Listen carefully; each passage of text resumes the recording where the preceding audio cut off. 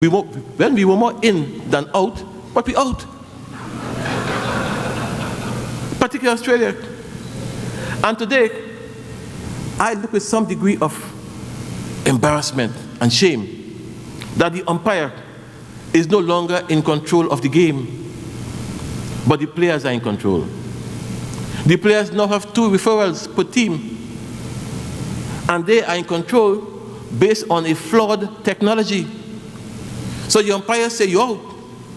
And the players say, who the hell are you? Let me check the technology. And he says, you're not out. You say, Betty Goody. That can't help cricket. I tell you this, and I don't mean to be in any way at all insulting, but there is no sport, there is no international sport that has more money today than football. There is no sporting international body that has more money today than FIFA.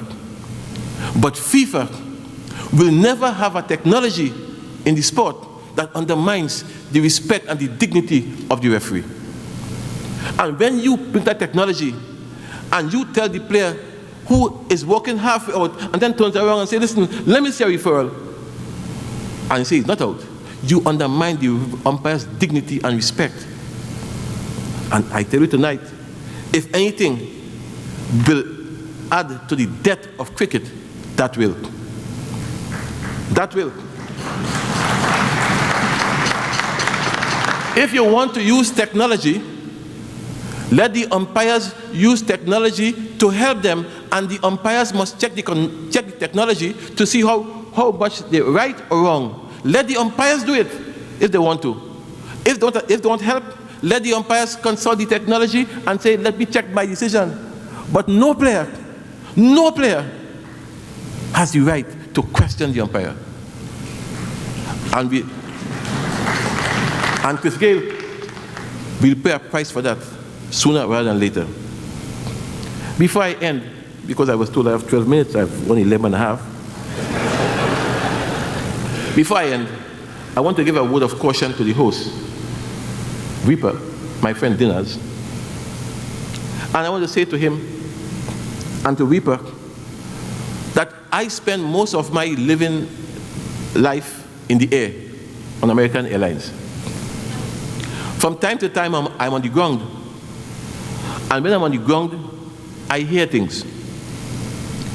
And I say tonight to you, because of what I've heard, Wipa, I say to you tonight, based on what I've heard, that you have to be mindful of the first 2 initials in your name, Wipa, West Indies Players Association, West Indies.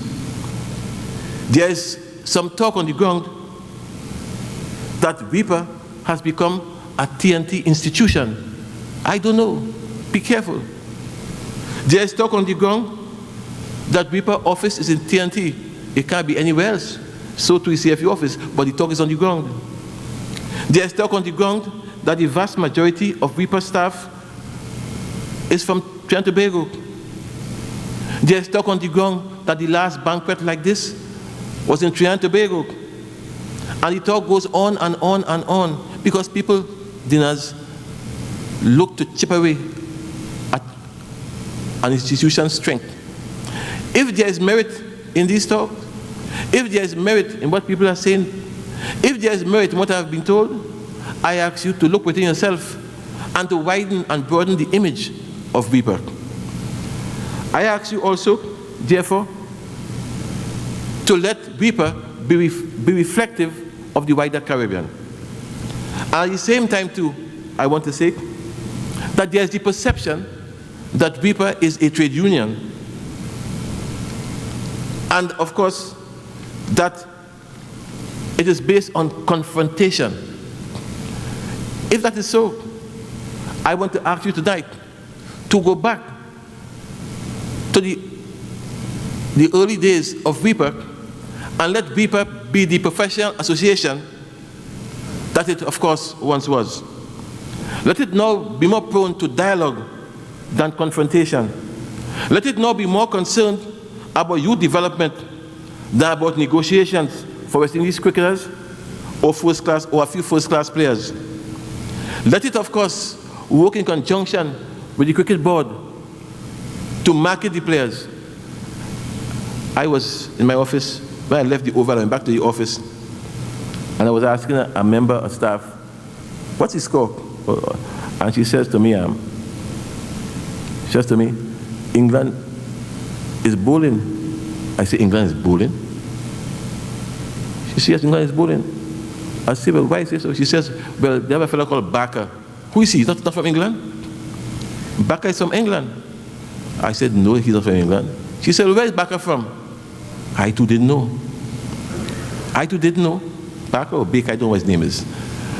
I'm telling you this because the fact is that in the old days, you knew who was Everton Weeks and the Walcott and Worrell. You knew Simon Nurse. You knew, of course, Kanhai. You knew, of course, Basil Butcher. These were household names.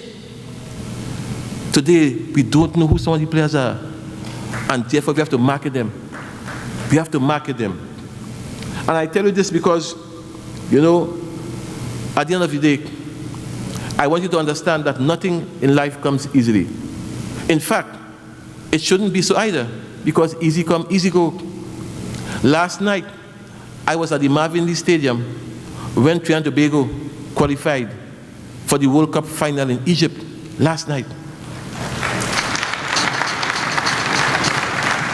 They qualified by beating Canada, drawing with Costa Rica, drawing with Mexico. That would be unheard of. But that team took 4 years. 4 years together, playing at home and abroad, to achieve that success. There's nothing like instant success in sport. And don't expect instant success in cricket. You have instant coffee, instant Nescafe and chocolate, not instant cricket. And therefore, Wipa has to look towards its youth development programs and to work with the cricket board to lift the bar, so to speak. And if you do those things, and more, who knows, in a few years to come, all of us in this room can say, yes, we can. Yes, we can.